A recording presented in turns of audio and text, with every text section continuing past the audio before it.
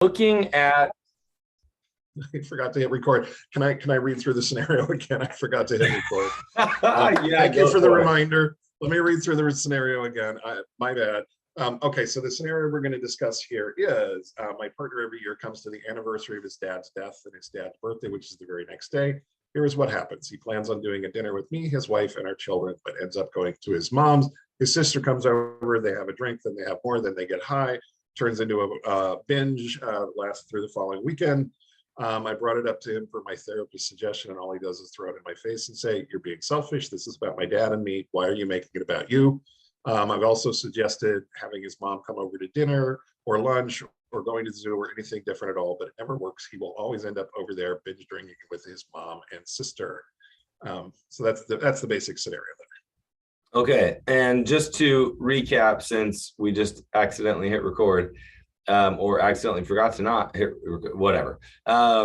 So I had thrown out the idea that let's put out some scenarios so that we can review like how to hear and listen what's going on underneath, instead of being focused so much on let me say it the right way, let me listen and try to hear what's going on underneath. And so I'm going to take this scenario and see if we can work together to hear what's going on. If you have any thoughts about what I'm sharing or what I might be missing, throw it into the chat or the Q&A even as I'm going, and we can add that to the discussion. So first of all, when I listen to this scenario, if we're looking for what's going on underneath, if we're trying to hear, obviously the anniversary of his dad's death, as well as his dad's birthday, right? Very close together there.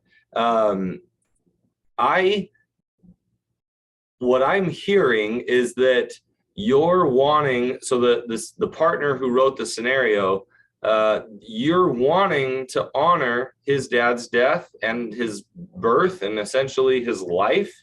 And so you're in an effort trying to be supportive, but you're recognizing that that the way in which they are maybe getting together to honor or celebrate isn't working for you. And you're frustrated that it turns into this, weekend long binge. And I'm hearing underneath for you that you even feel that he's getting direction, like from a therapist to, well, let's see here. You brought it up. Okay, you're getting direction from your therapist to try and change this or whatever else, but it doesn't seem to work. And it always ends up going back to this. Well, this isn't much of a consolation. If this continues to go bad, I'm happy for you that it's only once a year instead of more frequent. That's a terrible, not kind of non-empathetic thing for me to say, but it's like, oh man, I hope we can try to do something here. So one, what's going on underneath? Well, it's hard. I'm not seeing a lot. I'm not hearing a lot from him, except when we get to that spot where he says you're always making it about you. I might ask some questions and say, help me understand how this is me making it about me. Is it because I'm uncomfortable with the amount of drinking? Is it because I'm uncomfortable with what this turns into?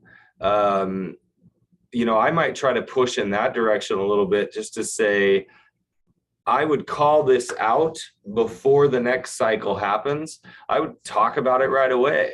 Bring it up that you brought it up in the webinar and just say, hey, I've noticed this pattern and I'm wondering if this is the same pattern that you see, because it seems like we're getting together to honor him.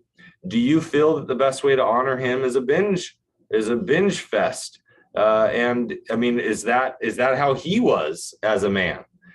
Did he just want to binge drink and get wasted?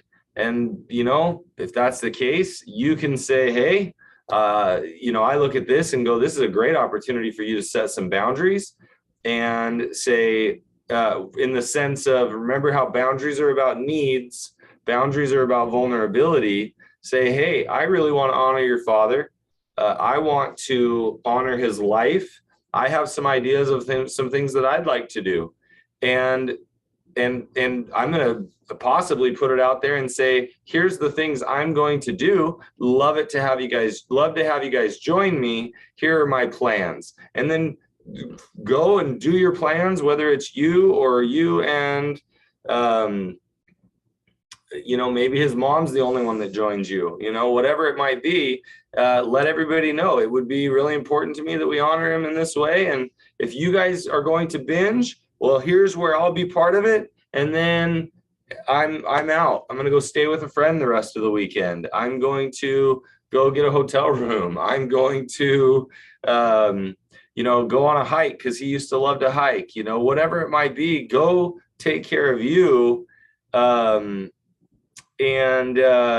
Because I'm nervous I'm nervous that if you're trying to have a conversation when anybody's drinking, you're not going to get anywhere. Trying to connect with somebody who is under the influence of a substance is pretty pointless. Obviously, you might just focus on keeping yourself in a healthy place and keeping yourself safe. So I guess as I'm looking through this scenario, trying to think if yeah, Matt, there's an addendum that came in later that I forgot to read here, and I think this so I'll read it now. Sorry, my bad.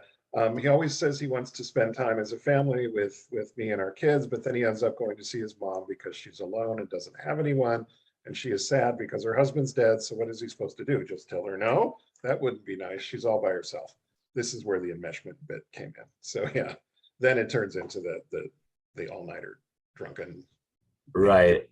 And so in any of those scenarios, I would just say, hey, here's what we're going to do to honor grandpa, here's what we're going to honor your dad. Love to have you join us. If you end up staying with your mom, here's where this is what me and the kids are going to go do. We would love to have you go with us. It would always be better if you're with us, right? But this is my plan and direction for, we can go visit your mother, and then we're going to go do this. In fact, I've invited your mother, or, if you don't want to invite his mother, don't invite his mother. But put that out there, and then ultimately go do what you're going to do. That's the thing that, it may be disappointing. It may be sad. It may be frustrating, but it sounds to me like you may need to do that just to take care of yourselves. So, Scott, was that anything else there? You're muted. See, I'm telling you, nobody wants to hear me today. Even me. Even I don't want to hear me today. So, yeah, no, we got everything there. Sorry. Do you want to do more on that, or do you want to go to the next one? I'm okay jumping to the next one, unless they want to add in, if they email me or jump into the Q&A or chat, or not email me, email you or whatever. I'm happy to add in more. That one was a scenario where, it was hard to hear what's going on underneath for him, because than, you might ask him, now that I think about it, I guess you could throw in there, like, he feels guilty.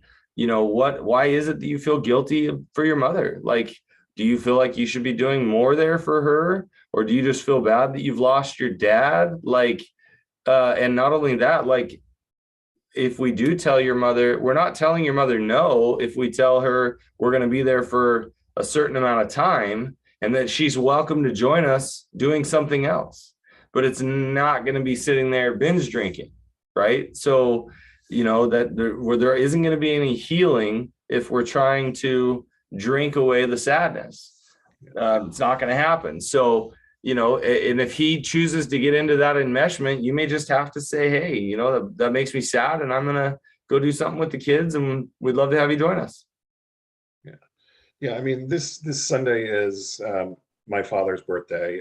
He died last year. He would have been 84. This is the first birthday that he's not here for it. And my mother's very, very sad. And, I get it. I live 2,000 miles away, so I will have a nice long phone conversation with my mother. And my sister, who lives very nearby, will go over and take my mother to lunch, and they'll hang out for a little while. we won't be binge drinking to honor my father. I mean, which is just, and if one of us wanted to do that, the other ones, I would hope would have the wherewithal to set a boundary and say, I don't think dad's looking down thinking this is a very good idea for us to all get Right. crocked and stretch it out for 3 days. But again, in a different family, a different situation, who knows? Maybe that is the way to go. I don't know. So, but clearly it is not the way for this person asking a question to go. No, I'm hearing the person asking or the question, and I'm looking at it going, you've got to go, you've got to do what works for you and for your kids. And if your husband chooses not to join you, that's sad for him. He's missing out on an opportunity. Yeah, I agree. You don't have to participate, and you can voice your concern. He's going to do what he's going to do. I mean, you can't control his behavior any more than, he can control yours. Right. But yeah, it's a tough thing when somebody behaves that way. I mean, it's really hard when somebody's knowingly behaving badly, you voiced your concerns, and they continue to do it. Agreed. Yeah. All right. We have another emailed scenario, correct? Next scenario. This is from a betrayed partner. This is about one of the dilemmas they seem to find themselves in a lot. Our biggest problem is the addict husband tends to project his feelings onto the betrayed partner by creating a situation where the betrayed partner is forced to express the emotions that he doesn't want to deal with or he doesn't want to feel himself. It's usually, the way he goes about this is usually intended to offend, so I react, and then we end up with tears, frustration, and hurt. Later, I recognize what he's doing. I want to know how I can recognize this pattern before I react to it, and what tools I need to see it for when I see it coming. How can I kind of head it off at the pass and maybe turn it into something more productive? So that's kind of complicated. Like, I don't want to feel anger, so I do something to make you angry, I guess, is what this is saying. Yeah, and I guess there's a part of me that wants to know more of the specific details, like, because typically what we're looking for are patterns, right? And so you talk about him projecting his feelings onto you by creating a situation to elicit the emotions he doesn't want to deal with. And so I'm like, well, what are the circumstances of that? Like, this individual is on today. I see that. So maybe we can push this one to the side and I can get chatted a little more info. So okay. What info would you like, Matt?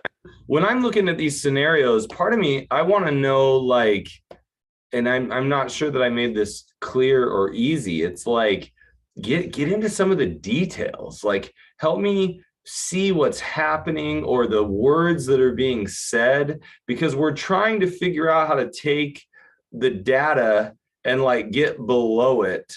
And we don't want to get lost in the content. In fact, that's what we do, meaning that's what most of us struggle with, right? So if a loved one comes to me and says, I'm angry at you because you missed my birthday, right? Not getting lost in the content would be, if I, lost in the content would be me saying, oh, I did? No, I didn't. Your birthday, I guess I missed this one, but I've remembered every other single one. And, how come I can't make one mistake? That's getting lost in the content.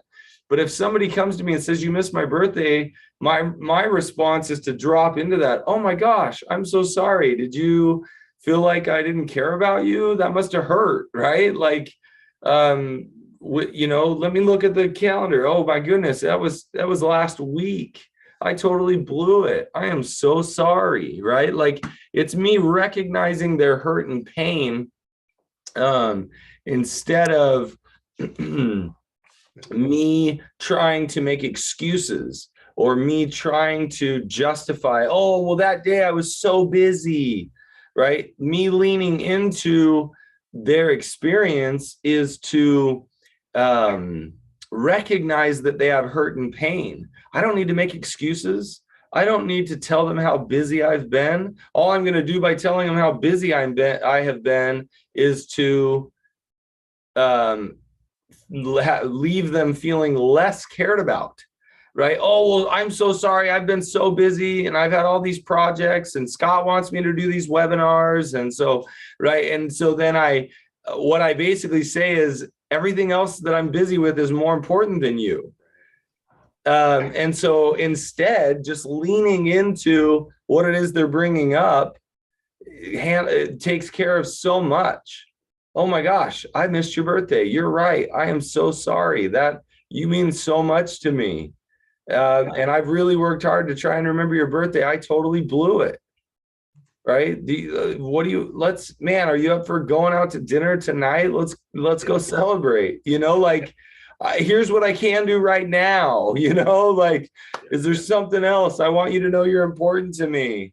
Right? Like leaning into their hurt and pain is what matters, instead of trying to like logically get ourselves out of it. Yeah. Okay. So we got a great bit of detail here from the questioner. So the example given is he might feel less than because something happened at work that embarrassed him. He shouldn't feel less than, but he does. And then he comes home and he ignores me and dismisses me as a way of making me feel less than, rather than telling me he got embarrassed at work and feels that way himself. So this is that's that time that I hit my stand and then I scream funny. Yeah, that is recorded for posterity. That really is. That's so funny. Okay, so this was one of those times where what I would encourage you to do is, if he is exhibiting behavior that is beyond like where suddenly he's being rude with you, I would actually almost lean straight into that and where it's like, hey, you seem upset. What's going on? Did something happen at work? Was there a struggle? Right? Because I'm assuming he's not coming into the room and saying to you something stupid happened at work, and instead of dealing with it, I'm going to project it onto you, right? The most important thing we can do when somebody is exhibiting some type of an emotion or behavior towards us is just to stop and say, hey, I don't know what's going on here.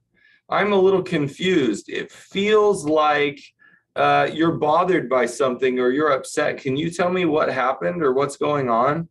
Right? I'm not going to take it on, but I can acknowledge it and share that I can see something's happening for you. Tell me what's happening for you. And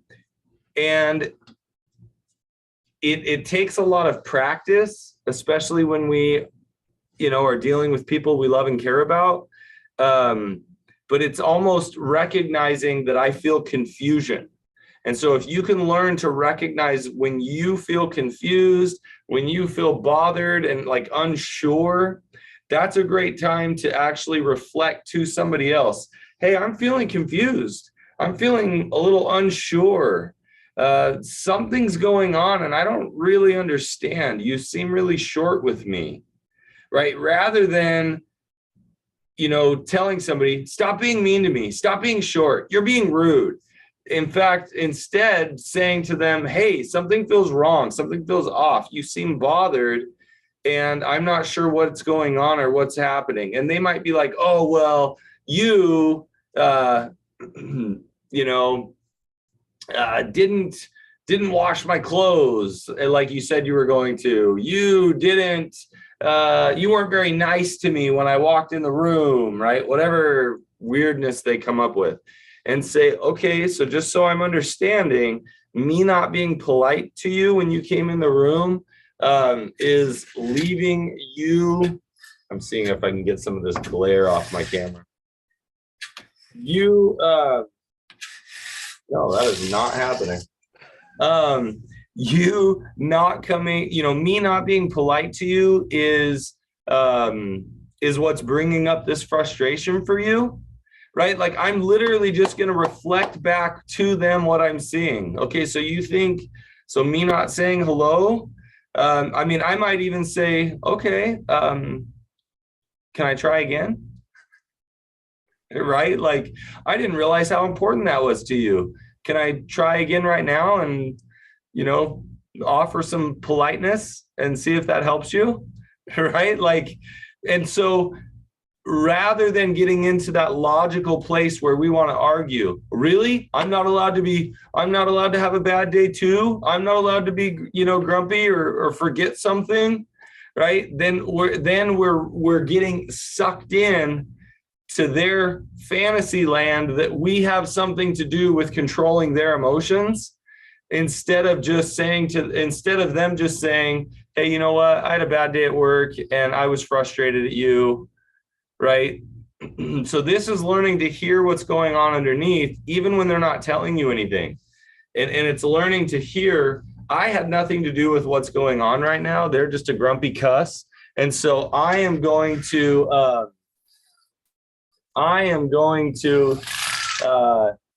just ask them. I'm going to tell them I'm noticing what's happening and reflect it back to them and just go with that. So I don't know if that made any sense, Scott. I think it does. I also, I'm going to like take a clip of this and send it to Saturday Night Live so they could do a skit of like somebody trying to adjust the light while they're on Zoom and failing. It kind of looks the same still. I had a boss a number of years ago who was a rageaholic. He was just a rager every day, all day. And I learned to say, are you mad at me or someone else? And it was a wonderful de-escalation technique, because he would look at me and go, someone else. And I'd be like, okay. And that was the end of the conversation. He would stop yelling at me. The most amazing thing about that is what you're doing in that moment is actually encouraging somebody else to have insight, right? Just asking that question is amazing, because you're encouraging the other person to look within themselves and gain insight. I wish there was a way for me to teach people how powerful questions are, but you have to be able to ask the question in a way that isn't manipulative. And what I mean by that is, a lot of times we ask questions that are like leading questions. Like, I already know the answer and I'm asking this question so that you'll figure out the answer. Because the truth is, if my boss comes in angry and I say, hey, are you angry at me or at someone else? Like, I need to be able to ask that question, because if they're like, I'm angry at you. Oh, okay. What's going on? Yeah. Like, I have to roll with this now. And so we have to ask the question. And the other thing that I do a lot, I've learned to do somewhat instinctually at this point, is I will ask a question and I will keep asking questions until that feeling of confusion goes away. So when we were talking about, when I said earlier, notice the confusion in yourself, notice maybe the hurt in yourself, whatever it is bringing up for you, I will ask a question and I'll say, because I will say it, hey, I'm really confused. And then I'll ask a question and they'll respond. And if I'm still confused, I'm asking another question. I'm literally asking questions until I no longer feel that confusion. And sometimes they're like, okay, this is ridiculous. I see it, whatever. But I will literally ask, because I don't want to react until I know what in the world I'm reacting to. I don't want to get in a fight or an argument if you're really just frustrated about what happened at work earlier today. I'm not interested in wasting my energy on that, right? But what I will put my energy towards is figuring out why this dynamic is happening between us. And when I do, and you discover it's something that happened at work earlier today, I'm happy putting my energy into that. But I'm not going to put my energy into an argument about you being frustrated that I didn't greet you when you came through the door, right? Like, because that doesn't even feel right. right? So I'm going to get you to pull all that stuff out and help me know I'm just frustrated by what happened at work. Oh, okay. Well, that makes more sense. And I'm fine putting my energy there because now we're at a place where we can connect because you have insight into what in the world's going on for you. Yeah, and we actually got in here, and I think noticing the confusion in myself first sounds like the right thing to do, and it totally is. Like when I had the raging boss, for months I was like confused, and somebody said, "He's not mad at you. He's a rageaholic." And somebody who had dealt with this before said, "Just ask him if he's mad at you or someone else." And I was like, "Oh, okay." And but I needed to be prepared. I'm mad at you. Okay, please tell me please tell me why and what I did, because I'm unaware of, so yeah, totally. You want to do the email? I've got a question in here as well, and it looks like another question in here, but you said you had an email. Do you want to go to that one first? Okay, so I got an email, and there's like kind of a bit of story here, and I'm going to pick it apart a little bit because I think I figured out what the questions were. The email basically says that they hear both betrayed and betrayer use the term "I numb out" or "I go numb," referring to an emotional feeling. And they then kind of say, "I wish I knew what it feels like because I'm inundated with my emotions and everybody else's." And then they go on and talk a little bit more, saying they've used drugs and alcohol, but never for the purpose of numbing. Let's see, it says they've used them wanting to keep their faculties at all times. Okay, so I'm going to speak to that real quick. So it's really interesting. I learned years and years ago, and I'm not an expert in this at all, but there was a behavior. Anytime I hear about behaviors that are, let's say, maladaptive, I've tried to understand like why they happen. So that's one reason why sexual addiction, sexual compulsivity has been like so fun for me as a clinician, because there's so many various behaviors that can happen that are like really confusing. And so I've enjoyed trying to help people figure out, why did they go to that behavior of all behaviors, right? And so one time as a clinician, I think I had a client who had used self-injury. And I don't remember whether it was cutting or burning or whatever, but they used some type of self-injury behavior. And so I did a bit of studying, and like I said, this is not my area of specialty, but I remember at the time reading that there were basically two reasons why people self-injure. One reason is that they're feeling too many emotions, and they basically want to be, so I got to figure out how to word this. They're feeling too much, and if they focus on self-injury, they can control and manage the emotions that they're feeling. And so it almost is this way of kind of getting all those other emotions to go away, because it'll allow them just to focus on this right here. And that way they're not so overwhelmed and they're in control. The other reason people self-injure was, at least the research I read, was that they didn't feel anything and they wanted to feel something. And so when I read this email, I immediately thought about like self-injury behavior, and somebody who says to me, I feel too much. I don't know what it's like to numb out. And I would argue the truth is, if you're using alcohol or substances and you're using it to essentially control how you feel, you are numbing out, in the sense that you are changing your emotional state in order to feel and be in control of what you feel. So it doesn't mean that you no longer feel anything. And I think that's sometimes maybe the disadvantage of using a word like numbing out, because we think, oh, I won't feel anything. But even if you're like, to give you an example, I've had I usually prefer the word escape because we're more escaping our inclusive. feelings. Yeah, rather than just numbing. But I Yeah. do say numbing sometimes. Sorry, go ahead.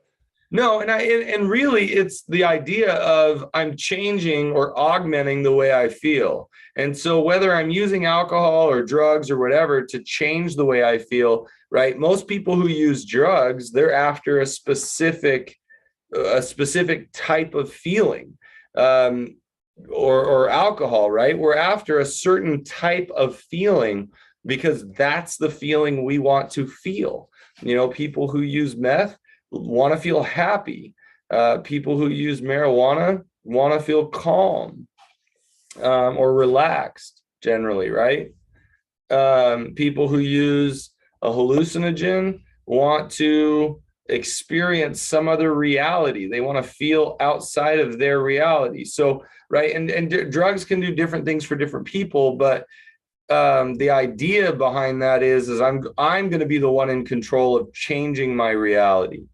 And so really anything I'm doing to change my reality, if it's done in an unhealthy way, could be considered numbing out or escaping, right? So I know for me, if I'm feeling a lot of frustration or anger or a lack of patience, sometimes I will do something to change the chemical makeup of my body. And when I'm being healthy about it, I go for a good run, a solid bike ride, just a really good exercise workout. And when I'm done, I've changed my reality.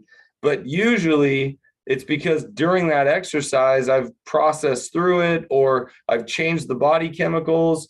Maybe I make a phone call and I process through it and I get my anger out, right? I'm changing the chemical makeup. I'm changing my thought processes to feel differently, but I'm finding healthy ways of doing it instead of stuffing it down or ignoring it. Those would be your numbing out. Yeah, So, everybody has coping mechanisms. Just some of them are maladaptive, and some of them are absolutely. really healthy. Yes. Right. And so this is where it's tough, right? Like, I always tell people we got to be careful with things that are potentially addictive. And so, for instance, somebody will ask me, well, is there anything wrong with just, having a glass of wine, at dinner just to calm down? And it's like, well, I don't know. Is there, like, are there people around that you need to be connecting with? Are there, are you actually getting rid of the stress of the day, or are you just ignoring it? Right. Like, are you getting out of your reality? So we have to figure out, are we processing it healthily? Well, I'm not sure that a glass of wine is always the answer for that, right? But I'm not one to say that a glass of wine here or there is bad, right? So you've got to figure out what that looks like for you. If that's your only coping strategy, yes, that's unhealthy, right? If it's once in a while, it's probably not unhealthy, but you've got to figure out what that relationship looks like. I think that's all I got on that. You got to say like period or full stop or something. I don't know. You want to take some? We got some questions here. Should we take a couple questions? Heck yeah, let's take them. Okay.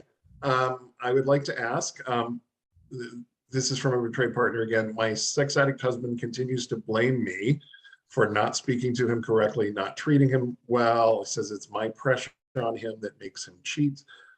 He doesn't realize how much damage he's done to the family unit. We have 2 small children. Any suggestions for him as an addict who is not in recovery with 2 small babies? And also maybe some suggestions for the betrayed partner too. Yeah, gosh. So when I read this, I didn't realize it was going to go to the level it did. You're not treating him well or speaking him to correctly, and the pressures on you made him cheat. Let me tell you, my head started shaking, my jaw clenched. Oh, like it brought up anger in me.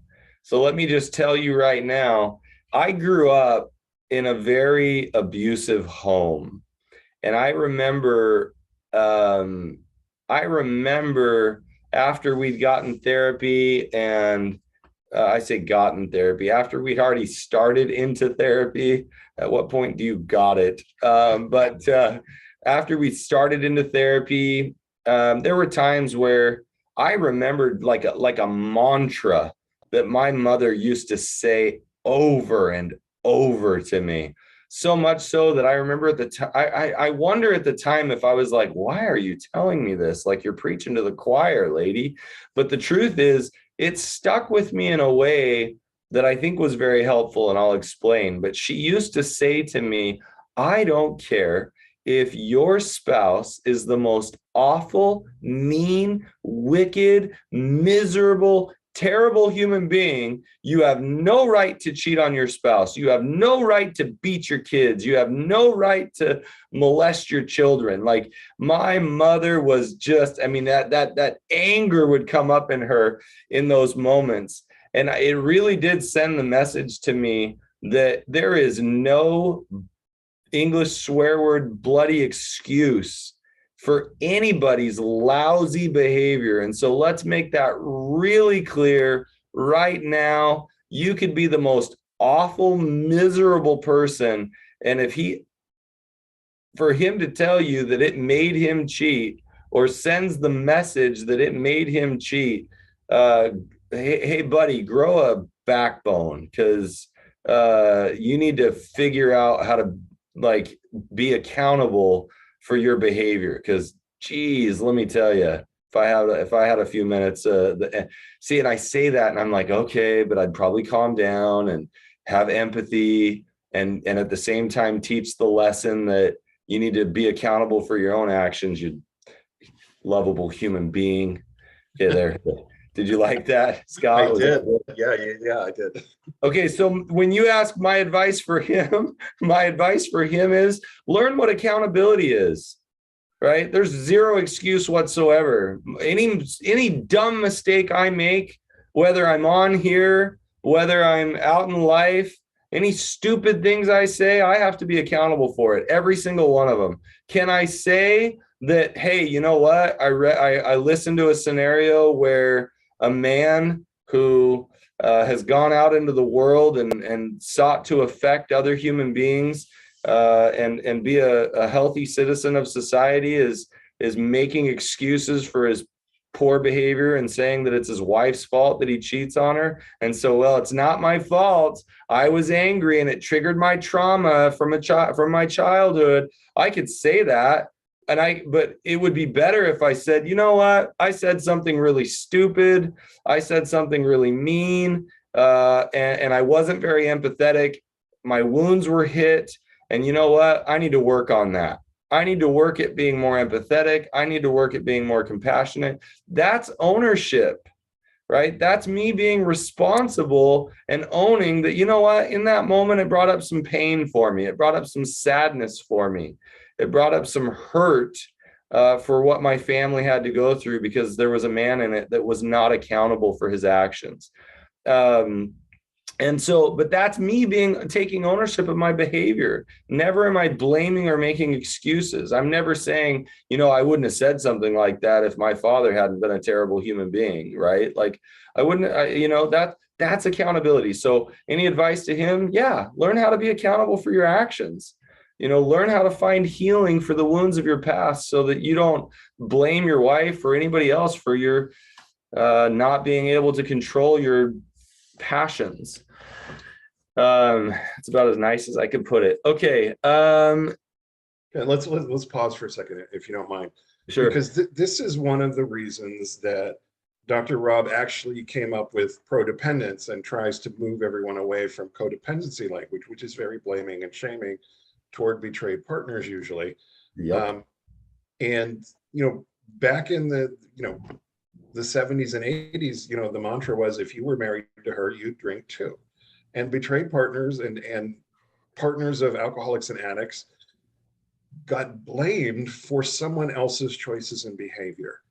And I want to echo what Matt said. There is nothing that you have ever done that made him cheat. And there's nothing you can do that will make him stop. His choices are his. Right. And just to reiterate, one message that I remember hearing from my very unhealthy father was, if your mother had been more loving, I wouldn't have done what I did. And so let me take that for just a second and try and explain how that statement could be made and be accountable. Okay. So he could have said, I never felt loved by your mother. I never felt like she loved me. And no matter what she did, even if she tried really hard, even though I felt like she didn't, I never felt loved. I never felt cared for. I never felt appreciated. And because I felt that way, I made some terrible choices, some abhorrent choices, and I did awful things because I felt the way I did. And so I am fully responsible for every choice I made after I experienced what I experienced from your mother and others. And so it is completely my fault. And unfortunately, at the time, I didn't know any other way to cope. Unfortunately, at the time, I didn't know my wounding. And so I made and did and said very horrible choices as a way of trying to survive. And nobody deserved those choices that I made because it damaged so many other people, right? That's how you would take the truth of that situation according to him or her, right? And you take ownership of all of that, because there may be truth that my mother wasn't very loving to him. Now I look at it at this point and go, I wouldn't be very loving either, right? Like, you shouldn't have felt loved at some point because your behaviors made you pretty unlovable in that moment. Now, figure out how to have healthier behaviors. It's going to be easier for you to be loved by somebody else. Not saying he wasn't lovable, not saying that he didn't deserve to be loved, right? We all deserve to be loved. We all are lovable, but I also have to act in such a way that I'm going to get love, right? So is this helpful, Scott? Yeah, no, I mean, I sometimes people come into the program and they say, I don't have any friends. And my response is, if you want to have friends, be a friend, Right. Behave like a friend. Right. Learn how to smile, learn how to ask people questions, learn how to be friendly. So yeah. So now the part to this question that I added is, what advice do you have for this betrayed partner, other than please don't take this on as being, don't let him gaslight you into believing that you're causing this? Yeah, the where I would probably push you, besides the obvious of don't let him, don't believe his really unhealthy statements of manipulation, right? I would say you've got to flip it around and say, hey, I realize that I probably don't say things correctly. And I realize that at times I don't treat you well. And I'm totally open to understanding how what I say and do hurts you, because I don't want you to hurt. I don't want you to feel that pain. And I've had some betrayed partners that are like, no, I want him to hurt. And so I say terrible things to him. And to which I will say, stop being abusive. Don't say terrible things to him. That's abuse. Don't be mean on purpose. That's abuse. We don't do that. And so, it doesn't give you an excuse to be abusive. And I'm not suggesting you were, but I'm just making it clear we don't do and say things to be abusive just because somebody's been abusive to us. And so we have to learn to own, hey, you know what? Yeah, I might say things inappropriately. I might say things, and I am mean in those moments, and I apologize. I'm learning to work through my hurt. I'm learning to work through my pain. And it's not okay when I treat you poorly. And at the same time, regardless of how poorly I treat you, it's not okay for you to treat me poorly. So this is something we're going to need to work on together, right? Like, that would be my response. And the truth is, hang in there and keep doing your work. You're going to figure this out, and it's hard. So I hope that makes sense. I'd totally take more questions on that specifically, if that would be helpful. Yeah. Okay, I have a question. Can I access this webinar again? Yes, you can. This is being recorded. I will post it on our website, sexandrelationshiphealing.com, and our YouTube channel called Sex and Relationship Healing. It'll probably be available tomorrow at some point.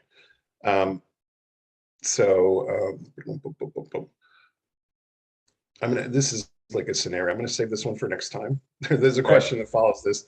And I'm gonna go down to, there's a shorter one here, which we can probably squeeze in here in the 5 minutes we have left. I asked this question in another group yesterday, but I'd like more clarification. I'm in a turbulent relationship with a sex addict. Is it healthy for us to be sexual with each other or not? This is a really good question. And the answer I have is, it depends, right? Like, if you're having sex in a turbulent relationship, let's say you feel objectified, or you feel like you're doing it to try and calm things down or try and manage emotions or controlling the situation. No, there's nothing healthy about that, right? But if you feel connection of some sort, like let's say you guys had a fight. I have to be careful because I may need to clarify this a little, but let's say you guys have a fight, and then in a healthy way, you guys work through it. And then later that evening, you guys decide to have sex, and you have sex and you enjoy it. And then, 2 days later, you guys get in a fight again.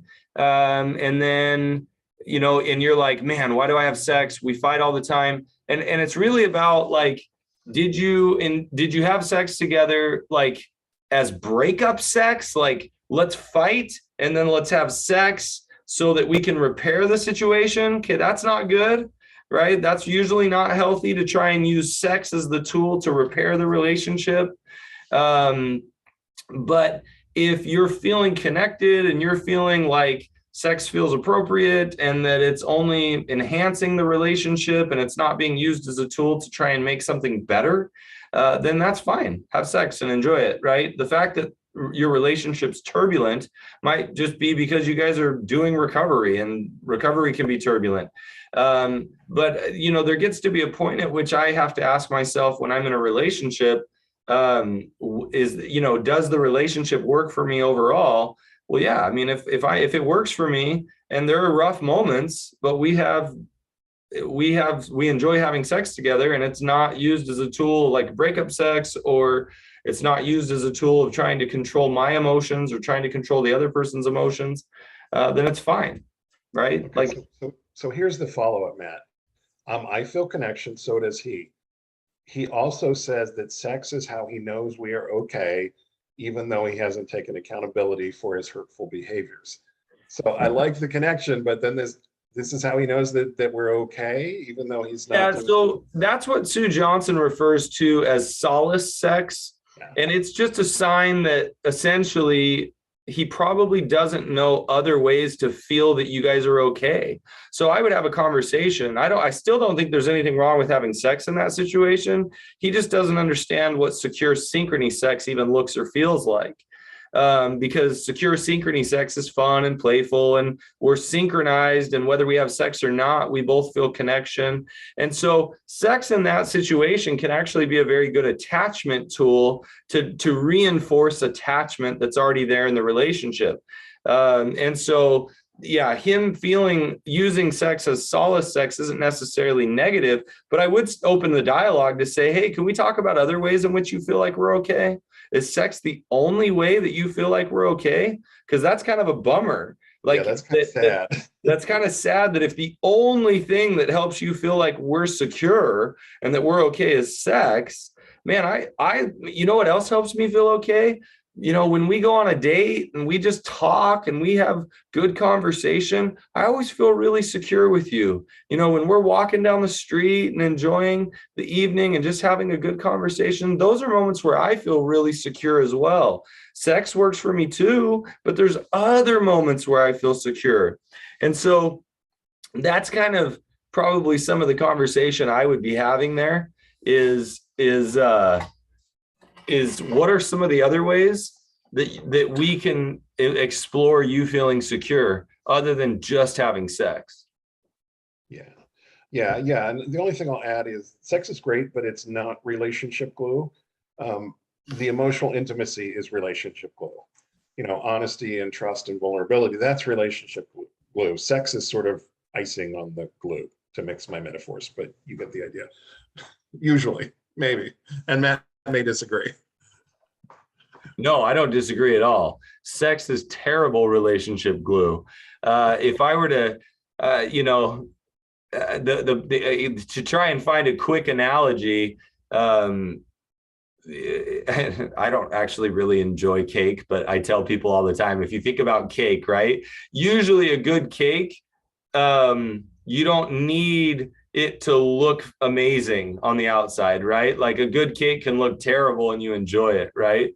But an analogy might be, a good cake, may not even need icing, but man, a good cake with some nice icing is fantastic, right? So, it's the icing of the cake. It looks great, it tastes great, but if all you have is icing, you don't have a cake. And so if all you have is sex, you don't have a relationship. And so don't make sex your, as Scott just said, your relationship glue. Make sex your relationship icing. Okay. I have to share my screen for a second because we were discussing the state flag of New Mexico earlier. So this is the state flag of New Mexico. There it is.